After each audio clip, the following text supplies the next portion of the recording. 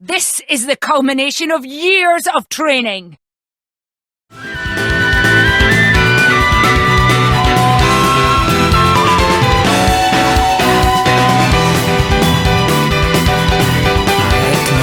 on. Yes. Okay. Nice and easy. Come on. Alright, his health's getting low. Nice blowdown. It's nice. Come on. Alright. Alright, there's the break. And come on, can we get a topple? Yes, we got topple. Come on, and Infinity Blade. Ha! Yes. God, I love this game so much. You're all thinking it. Hey, wait a minute. Was I supposed to be doing something right now?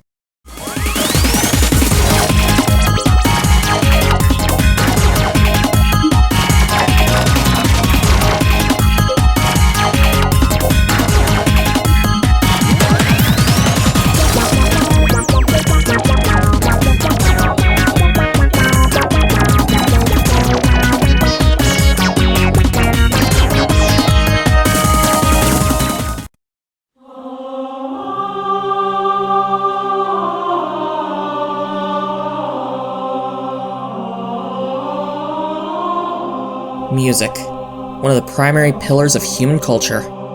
For as long as humanity has been on this planet, we have had music.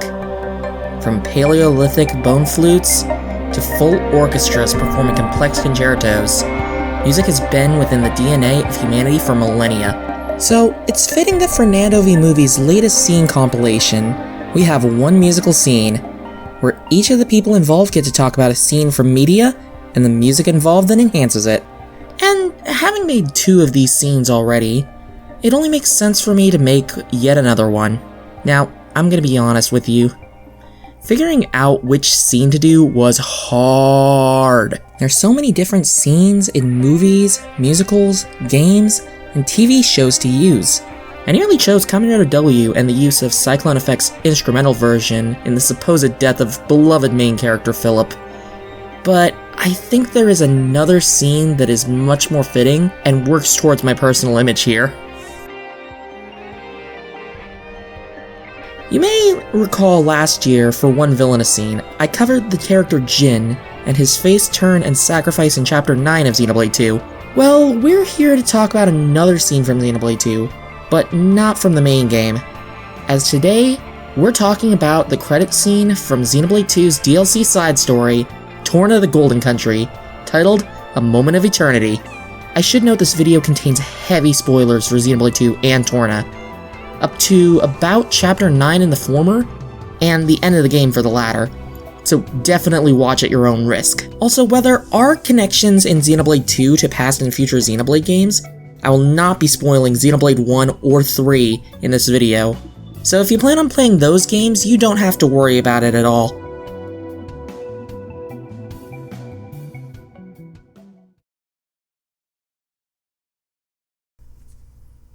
So, Xenoblade.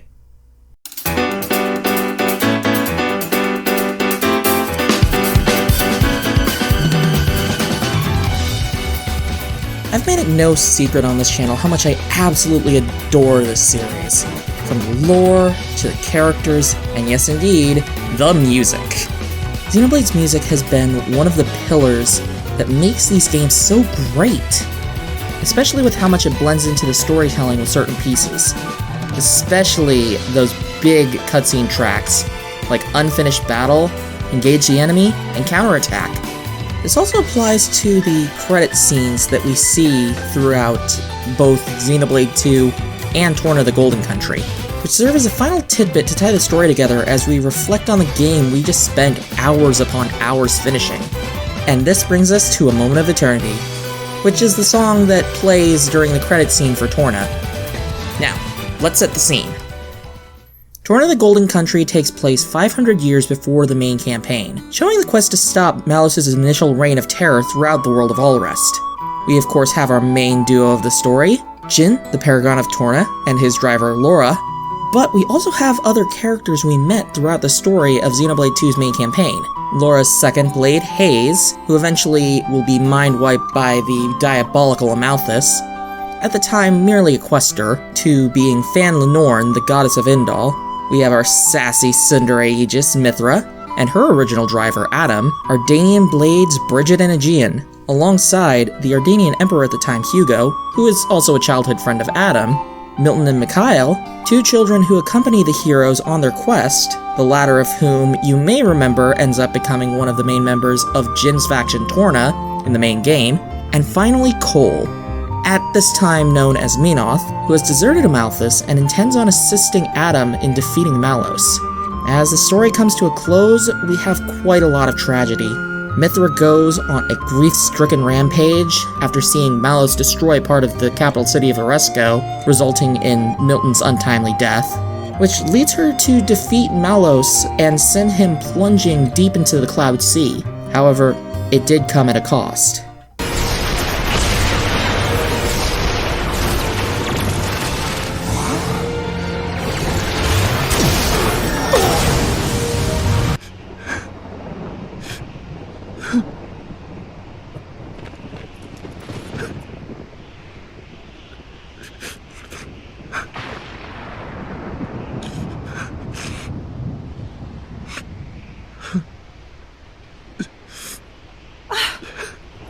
Hugo.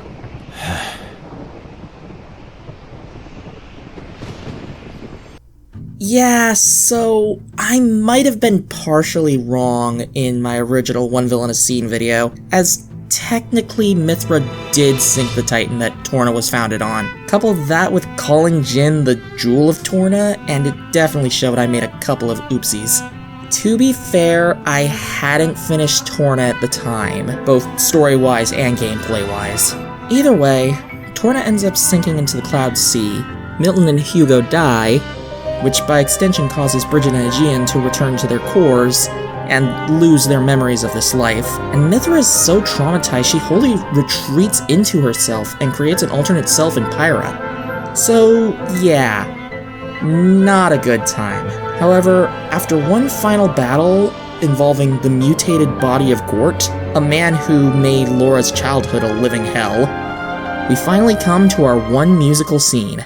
As the music kicks up, we close up a dialogue between Laura and Jin regarding having hope for a better world. The shot of the two smiling towards each other is enhanced by the violins picking up in a powerful crescendo as the strings start things strong.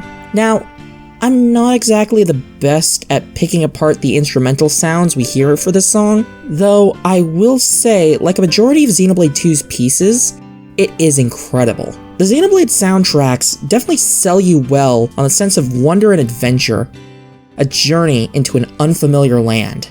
It really adds to the environment and atmosphere that these games really excel at.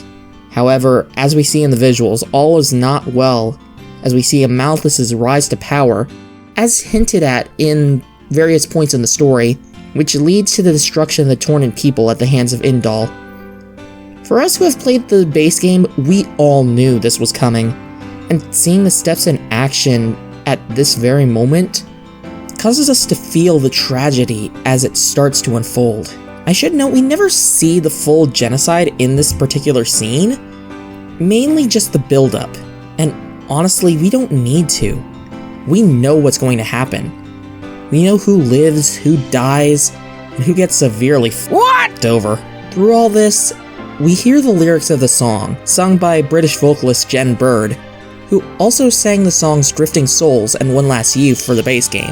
And here's where we hit what truly makes this credit scene truly musical. I'd like to play some lyrics for you here, mainly in short bursts, in order to help analyze some of the words that are sung by Bird in the song. The wind goes passing by through the sunset sky.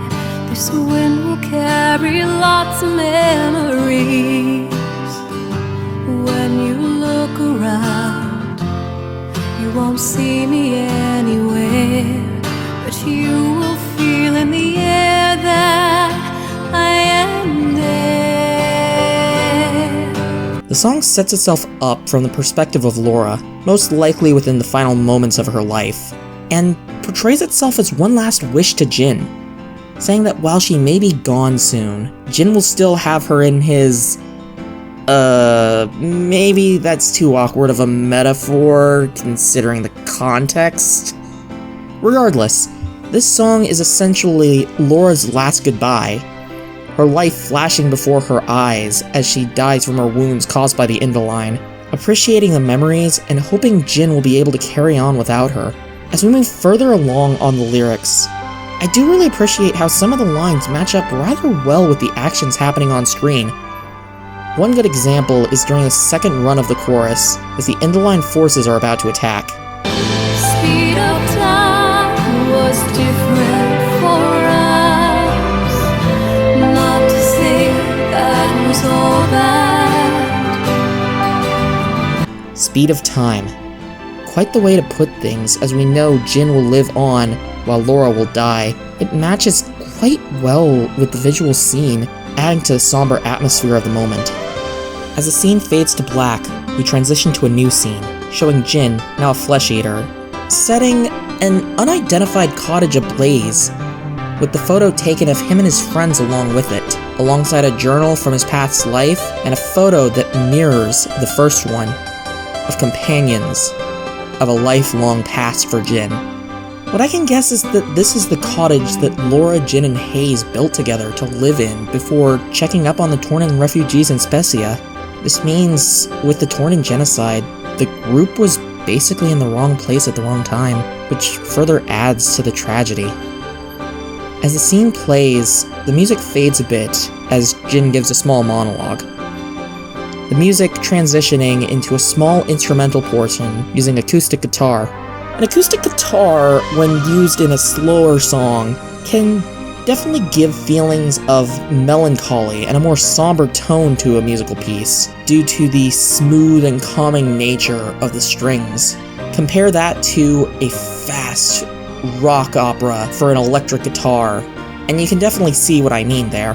One good example for this sort of difference is the song Cyclone Effect, which I had mentioned earlier on when I was talking about Kamen Rider W. While the original version of the song has this powerful energy to it, rocking out with its guitar, and very much fitting Kamen Rider W's Cyclone Joker form, which can wield the winds in one punch, the acoustic version of the song takes it a bit slower, giving it a calming and melancholic tone. It works very similarly with Moment of Eternity, as it amplifies the feeling of loneliness and grief Jin feels at the end of the story. Because of Amalthus, he has lost Laura, and Hayes and Mikhail, the latter of whom Jin and Laura essentially adopted, were taken away to be experimented on, and used for Amalthus's nefarious purposes down the road. All Jin has at this point, ironically enough, is Malos, as talked about when we discussed Rain. Happy is the man who can sleep in the comfort of the smile he sees then. No, I don't wish for forever, even just for one moment. It's enough if it's with her. And yet, what is the man to do who has not been afforded that chance? The road stretches on without end. I cannot but walk down it. As long as I keep walking, I can hold out hope that one day the time may come when I see her smile again. That hope keeps me afloat. I know I've gushed on it before, but Jin is such an amazing character to me. Watching the events of his life play out, you really see how much of a tragic figure he is. Starting off as the strongest blade in Torna, with his life all set together. Friends, family, and a special someone standing by his side. Then, due to the malicious actions of one of the most heinous antagonists in all of Xenoblade, Jin loses nearly everything, including his faith in others, and through the actions of our heroes, is able to come back to the light, and become the hero he was meant to be in one last blaze of glory. As much as I love the Star Wars movies, Kylo Ren and Darth Vader have nothing on the strength of this character's story. As we come to the conclusion of our scene, we have one last set of lyrics to hear, as Laura gives one final hope to Jin. Promise me that you'll walk again. Won't you show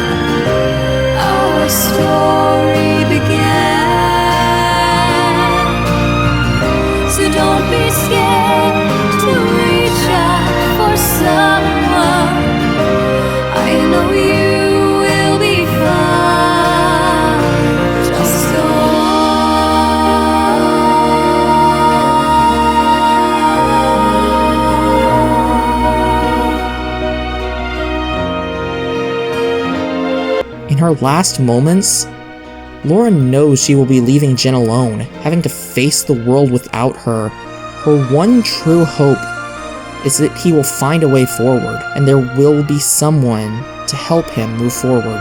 And of course, we see who will be there to reach out for Jin, as this one musical scene ends on a very familiar looking chamber. The doors opening up and revealing the main protagonist of Xenoblade 2, Rex. Now, one last thing I wanted to mention before we got into the conclusion. As I was listening to the song to prep for this video, I started to realize that a similar track was played earlier in the game. I couldn't quite put my finger on it, but after listening to the Torna soundtrack, I ended up finding it.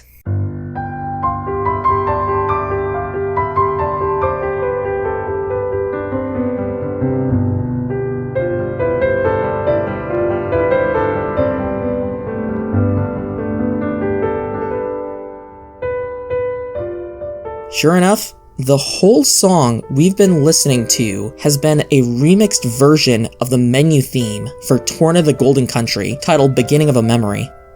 A familiar term in study of music is what's known as a leitmotif, which is a piece of music that carries a certain association with it, that carries across multiple different songs in media. Take, for example, Mario 1's Underground theme, which brings a sense of traveling through the pipe-filled caves of the Mushroom Kingdom, or the opening chorus of Halo, equating in one's mind to the wondrous vastness of space and the dangers that lie among the stars. I highly recommend the YouTuber Scruffy and their Mario music video for a more in-depth explanation on leitmotifs. Plus, I think the video was just a lot of fun to watch. Anyways, for Torna, I can see the leitmotif of Beginning of a Memory carrying a sense of retrospect, as the first few notes give a soft tone, eliciting emotions that are akin to the beginning of a story. A calm once upon a time, or something akin to Taraga Vakama's Gathered Friends opening statement at the beginning of the Bionicle movies. People will know what I'm talking about if I mention Bionicle, right? Man, I feel old. Looking at it from this perspective, we could easily see this opening song, the first song we hear when starting up the Torna campaign, as an intro to a story long past. I can imagine Azurda telling this story to Rex and his friends as their adventure comes to a close, recounting the true heroism of Jin. By extension, A Moment of Eternity serves as a bookend of sorts to Beginning of a Memory, not exactly the happily ever after most stories would end on, but serving to tie things together, beginning and end, with Jin and Laura's journey in the middle of it all.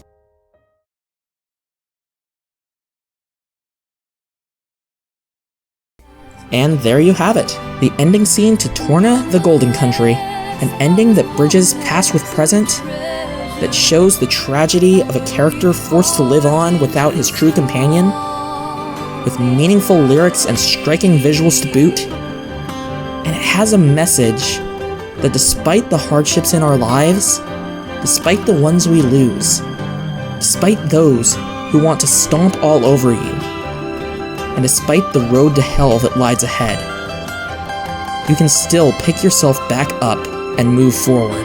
And even when it seems like it, you are never alone. So, to wrap things up, I just want to say, thank you Monolith Soft, thank you Tetsuya Takahashi, and thank you Jen Bird. For without you, we wouldn't have this truly amazing game from this beautiful mess of a franchise, and we wouldn't have gotten this one memorable musical scene. Promise me that you'll walk again. Won't you show me that smile? And I know you will find that someone who will help you move on. Since that day, you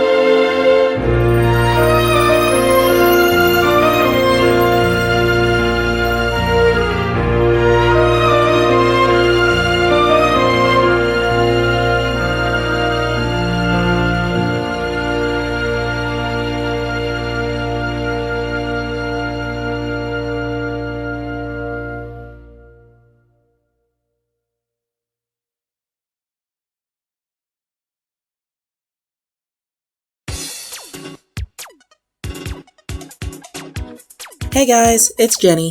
So, it's been a while. Sorry to keep you guys waiting on the most recent video, but I've had a lot of stuff happening in both my personal life and at work, and it's kinda kept me pretty busy. So much for my New Year's resolution, I guess.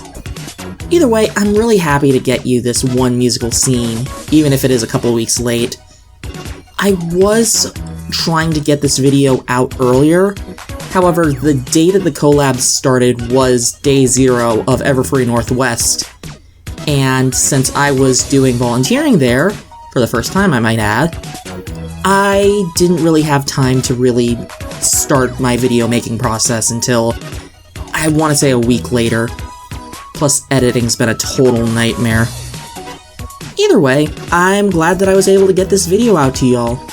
I want to give a couple of shoutouts before I end off the video. So, first off, I would love to thank Nando V Movies for giving us this fantastic opportunity to make such amazing videos for this awesome collab series. As you know, I've been doing these scene videos since about 2020, and heck, when he had the first one made, I actually had a prototype script. I'm really glad that I got to be a part of this, and I am so grateful to Nando for opening things up for a lot of content creators out there. And the second I'd like to thank is Looney Turtle on YouTube. I ended up meeting Looney when I was at Everfree Northwest, and he was such a big influence for me. He gave me some advice on writing scripts, and he actually even proofread the script for this video. Looney, I am so happy to have met you. You are an amazing person, and I hope that we can collab someday. That would be really fun. Anyways guys, a couple of announcements that I want to make as well is, unfortunately I'm going to be shelving the Pokemon countdown video until later. Mainly because of Gen 9 coming out, and because I wasn't super happy with my original script. I do plan on doing it eventually, but for now I'm mainly going to be focusing my efforts into the Xenoblade video that I had mentioned. However, that's not the next video that's going to be coming out, as next month we have a little bit of an anniversary coming, but I will leave that for later. Until next time everyone, this is the Tiefling of Trouble, Jenny Blaze, saying, shine on, Tieflings and Tieflets!